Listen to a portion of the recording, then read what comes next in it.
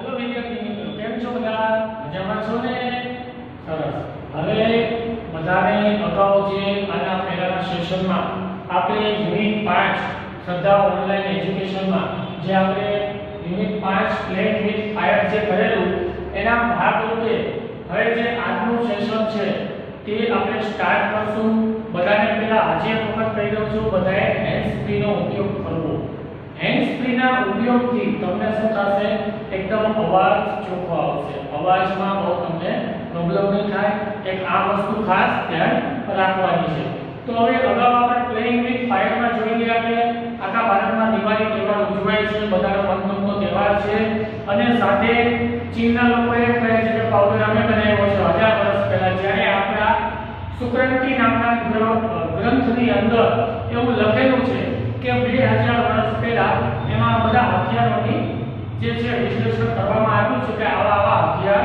ભારત પાસે છે એના પછી આ વસ્તુ થાય છે અને આની જે ફોર્મ્યુલા છે 75 15 10 નો એ પોટેશિયમ નાઇટ્રેટ ચારકોલ ને સલ્ફર ઉપર ચાલે છે જે વર્ષોથી એમ નામ છે એમાં કોઈ પણ જાતનો ફેરફાર કરવામાં આવ્યો નથી છતાં પણ અત્યારના સમયે જોઈએ તો કે આની અંદર જે છેલ્લી સેન્ચુરીની અંદર એલ્યુમિનિયમ મેગ્નેશિયમ ટાઇટેનિયમ આ બધી વસ્તુની શોધ થઈ અને જે પ્રમાણે ગરમ કરવામાં આવે તેમાં અલગ અલગ ઇન્ફ્રારેડ રેડ યલો અને વ્હાઇટ કલર નીકળે છે તો હવે આ અને એની અંદર સાથે સાથે આ લોકોએ એક દશકા પછી એવું જાણ્યું કે આની અંદર કલર પણ આપણે નાખી શકીએ અને મનગમતા કલર કઈ રીતે એડ કરીએ એનું સંશોધન કરવામાં આવ્યું હવે આજે આપણે અહીંયાથી આગળ જોશું બધા ટેક્સ્ટ બુકમાં ધ્યાન આપશે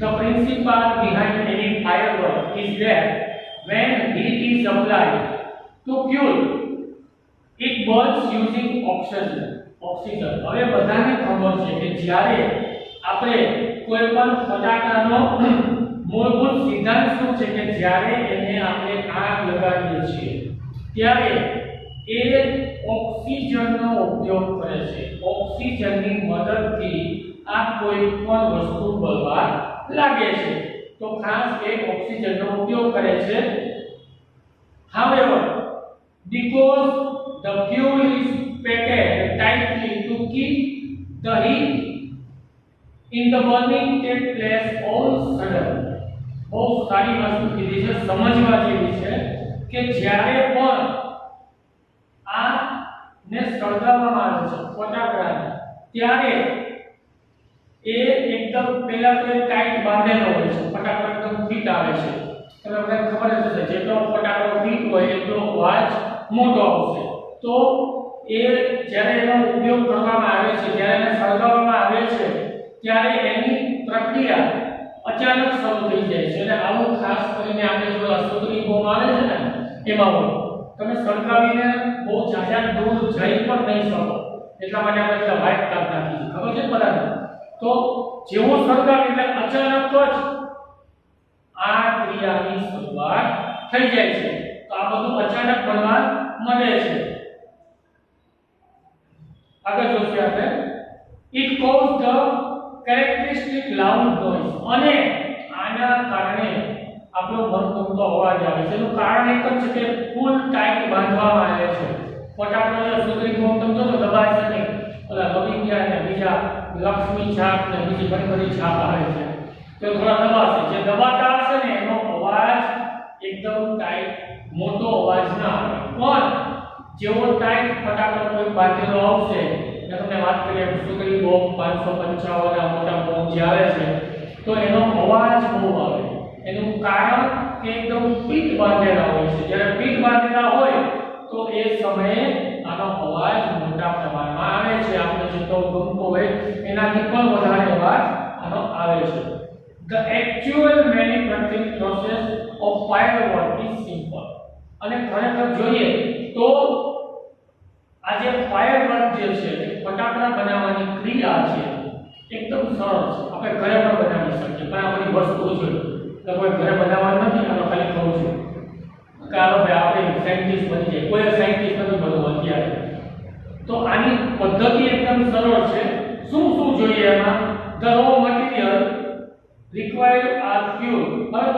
અંદર કાચું મટીરીયલ જોશે, એમાં કાચી વસ્તુ જોશે, થોડું કાચું બળતણ જોશે, બાઇન્ડર્સ, ઓક્સિડાઇઝર. હવે આ જે બધી વસ્તુ છે સામગ્રીમાં, એટલે કે ઓક્સિડાઇઝર જે બાળવા માટેની વસ્તુ જે છે એ જોશે, વસ્તુ બાંધવા માટે જે ફટાકડા બાંધવા માટે એ જોશે, એન્ડ ફ્યુ અધર મટીરીયલ, અને થોડા બીજા મટીરીયલની કાચા માલની જરૂરિયાત પડે છે. The ingredients are grounded and mixed well. હવે આ જે બધી વસ્તુ જ્યારે ભેગી થઈ જાય તો બધી વસ્તુને ભેગી કરી નાખવામાં આવે છે, મિક્સ કરી નાખવામાં આવે છે, અને પછી ગ્રાઇન્ડેડ દળવાનું હોય છે, દળી નાખે છે, બહુ સારી રીતે મિક્સ કરી નાખે છે. The mixture is forced through the mechanical from which it comes out as the long roll string. અને આને પછી એક મશીનની અંદર નાખવામાં આવે છે. જ્યારે મશીનની અંદર નાખવામાં આવે છે તો એમાંથી comes out the long roll or strip. એમાંથી એક લાંબો રોલ નીકળે છે. આ જે મટીરીયલ છે એનો અથવા એક સ્ટ્રીપ નીકળે છે. આપણે જે નથી કહેતા શેમ્પૂની સ્ટ્રીપ એટલે આખી લાઈન, તો એ રીતે આખી સ્ટ્રીપ નીકળે છે. અને આને પછી શું કરવામાં આવે છે? and then rolled in cardboard or old news with of course અને white જે white હોય છે ને એને પછી કોઈ પૂઠા સાથે વીટી દેવામાં આવે છે અથવા જૂના ન્યૂઝપેપર સાથે. મને પણ પહેલા ઘણીવાર એવો વિચાર આવ્યો, હવે ફટાકડા પણ તમે ઇંગ્લિશ ન્યૂઝપેપર કેમ નીકળે છે જૂના છાપા, પણ જ્યારે આ પાઠ જ્યારે રીડ કરવામાં આવ્યો ત્યારે ખબર પડી કે આ જે છે પ્રોસેસર છે કે એને જૂના ન્યૂઝપેપર સાથે બાંધી દેવામાં આવે છે. તમે ફોલો લખી બોક્સમાં અંદરથી ઇંગ્લિશ ન્યૂઝપેપર નીકળે, તો આ વસ્તુ બને છે આની અંદર. તો એ જૂના રોલ સાથે એને વીટી દેવામાં આવે છે, અને જે વ્હાઈટ હોય એ વ્હાઈટ સાથે, એટલે જેથી કરીને એ લોકોને જે પ્રકારે ફટાકડા જોતા હોય તે પ્રકારે બની રહે. આ પેરેગ્રાફ અહીંયા પૂરો થાય છે. ફરીવાર આપણે આનું ગુજરાતી કરી દઉં છું કે આખે આખું જે આ જે ફટાકડાનું જે ફાયરવર્કનું જે કામ છે તો એ ખૂબ જ સરળ છે, પણ હવે આ અચાનક જ સળગવા માંડે છે કારણ કે તે ઓક્સિજનનો ઉપયોગ કરે છે. છતાં પણ આ જે પેકેજ છે બધા ખૂબ ટાઈટલી બાંધવામાં આવે છે, જેના કારણે જેવો અવાજ જોતો હોય તેવો અવાજ મળે છે. એટલા માટે ફટાકડાની રેન્જ પણ અલગ અલગ હોય છે, અલગ અલગ ભાવમાં મળે છે. જેવો અવાજ એવા પૈસા, અને એની સાથે આ બધું અચાનક બને છે. અને આની જે પ્રોસેસ છે એકદમ સરળ છે. ફટાકડા આપણે ઘરે પણ બનાવી શકીએ. ઓક્સિડાઇઝર એટલે જે બાળવા માટેની વસ્તુ અને બાઇન્ડર જેની વસ્તુ બાંધવાના હોય છે, પેપર વગેરે છે અથવા એની બીજી જે વસ્તુઓ છે એની અંદર જે ફરતી હોય એને એકદમથી બાંધી દેવામાં આવે છે, ફરી મિક્સ કરવામાં આવે છે, પછી એક મશીનની અંદર નાખવામાં આવે છે. મશીનની અંદર નાખ્યા પછી એનો એક લોંગ સ્ટ્રીપ નીકળે છે, જે સ્ટ્રીપને જૂના પુઠ્ઠા અથવા જૂના ન્યૂઝપેપર સાથે બાંધી દેવામાં આવે છે. જ્યારે બાંધે ત્યારે એની અંદર વાટ જે છે આપણે જેનાથી ફટાકડો ફોડીએ છીએ વાટ પણ અંદર મૂકવામાં આવે છે.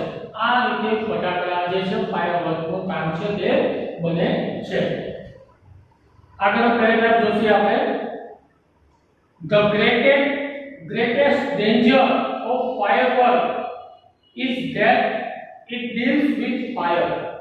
હવે સૌથી મોટું જોખમ છે ફાયરવર્કનું શું છે?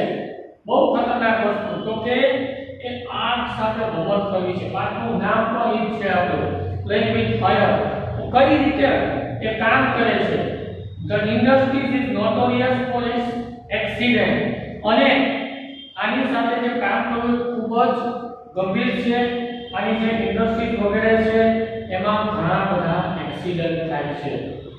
હવે એ પછી weather in the USA, Japan or India, પછી એ ભલે યુએસએ હોય કે પછી જાપાન હોય કે પછી ભારત હોય, કોઈ પણ દેશ હોય, આ ગમે ત્યાં એક્સિડન્ટ થાય. આગ છે એનો કોઈ દિવસ ભરોસો કરવાનો હોય નહીં, પાણીનો પણ ન કરાય. તો આ ગમે ત્યારે આગ ફાટી નીકળે, પાણી છે ગમે ત્યારે ગમે તેટલું આવી જાય તો એનો ભરોસો ન કરાય, અથવા જ્યાં ત્યાં કરવાનું ન હોય. કેટલું ઊંડું પાણી છે કેવું છે આપણે ખબર નથી. Though the mixture stable in keep cool and dry અને છતાં પણ આ બધી વસ્તુ છે એને ક્યાં રાખવી પડે? એક તો ઠંડી જગ્યાએ રાખવી પડે, જ્યાં ત્યાં ગરમીમાં રાખવામાં આવતી નથી. આ ગરમીમાં રાખવાથી ઘણા બધા એક્સિડન્ટ થવાના પણ પ્રોબ્લેમ થાય છે. અને એની સાથે સાથે શું થાય છે પ્રોબ્લેમ? તો it can catch fire if heat is accidentally applied. જો એવી કોઈ જગ્યાએ રાખવામાં આવેલી હોય છે કે આપણે સબસ્ટેશન હોય છે, ટ્રાન્સફોર્મર એની બાજુમાં, અથવા ઘરે કોઈ વસ્તુ સ્પાર્ક થાય તો એના રિલેટેડ હોય તો તરત આગ પકડી લે છે, કારણ કે એની અંદર એ ઓક્સિજનની મદદથી આવે, ઓક્સિજન તો રહે છે, તો ઓક્સિજનની મદદથી આ ઝડપથી આગ પકડી લે છે. અને એના કારણે ફ્રિક્શન, અને ઘણી વખત કોઈ ઘર્ષણ થતું હોય, આપણે તમે ઘણા છોકરાઓ ટ્રાય કરતા હોય, જોયેલા પણ છે કે જ્યારે ગાડી ચલાવતો તો પાછળની ગોળી નીચે દબાવી દો, એમાંથી શું થાય? તણખા. તો આ તણખા જળતા હોય તો પણ આ જે ફટાકડાની ઇન્ડસ્ટ્રી ફેક્ટરી વગેરે હોય તો તરત આગ પકડી લે છે, અને આના કારણે ગરમી ઉત્પન્ન થાય અને સીધો આગ લાગી જાય છે. ફ્રોમ સ્પાર્ક, મેં તમને કીધું એ પ્રમાણે ઇમ્પેક્ટ, આની પણ અસર થાય છે. Scientists are looking for the ways of making fireworks safer. અને વૈજ્ઞાનિકો જે છે એ હાલની તકે પણ વર્ષોથી હજી સંશોધન ચાલે છે અને હજી પણ સંશોધન કરી રહ્યા છે કે આ ફટાકડાનું કાર્ય જે છે એને વધારે કઈ રીતે સરળ બનાવી શકાય કે એમાં ઓછાને ઓછા એક્સિડન્ટ થાય અને સારી રીતે સેફટી થઈ શકે. તો આ પેરેગ્રાફનું ફરીવાર આપણે ગુજરાતી કહી દઉં છું કે સૌથી મોટું ખતરનાક વસ્તુ શું છે ફટાકડા માટે? તો કે આગ સાથે રમત કરવાનો. એ પછી ભલે અમેરિકા હોય, જાપાન હોય, ચાઇના હોય કે ભારત હોય, આ સૌથી ખતરનાક વસ્તુ છે, કારણ કે નાનકડા સ્પાર્કથી પણ ત્યાં આગ લાગી શકે છે. એને ઠંડી જગ્યાએ રાખવામાં આવે છે, અથવા જ્યાં ત્યાં કોઈ પણ જાતનો વીજળીના સ્પાર્ક ન થતા હોય, કોઈ પણ ગેસ વગેરે ન અપ્લાય થતો હોય, આવી જગ્યાએ રાખવામાં આવે છે, જેના કારણે આ સેફ રહે. આ કોઈ પણ વસ્તુ એને સ્પાર્ક માત્રથી પણ આગ લાગી શકે છે. તો વૈજ્ઞાનિકો પણ સંશોધન કરી રહ્યા છે કે આ કાર્ય સરળ બની રહે. બરોબર, તો આ પેરેગ્રાફનું ગુજરાતી આવું હતું. હવે આગળના પેરેગ્રાફમાં આપણે જોશું. In India, firework used to be imported from China. ભારતની અંદર ચીનમાંથી ફટાકડા પહેલા આયાત થતા હતા. During the Second World War, these import wars were stopped. બીજું વિશ્વયુદ્ધ દરમિયાન આ જે ફટાકડાનું જે આયાત કરવામાં આવતી, ત્યાંથી મંગાવવામાં આવતા, એ બંધ કરવામાં આવ્યું. પછી શું થયું? And the safety mass produced of Shivkasi in Tamil Nadu began to manufacturing fireworks for Deepavali. અને એના પછી શરૂઆત થઈ, જે પ્રમાણે અત્યારે આપણે આત્મનિર્ભરતાની વાત ચાલે છે, તો કોઈ ઉપર આધાર રાખવો નહીં.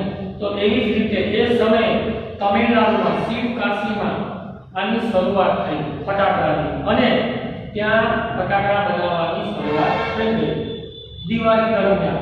હવે બહુ મોટો સરસ આંકડો આવ્યો છે. In 1992,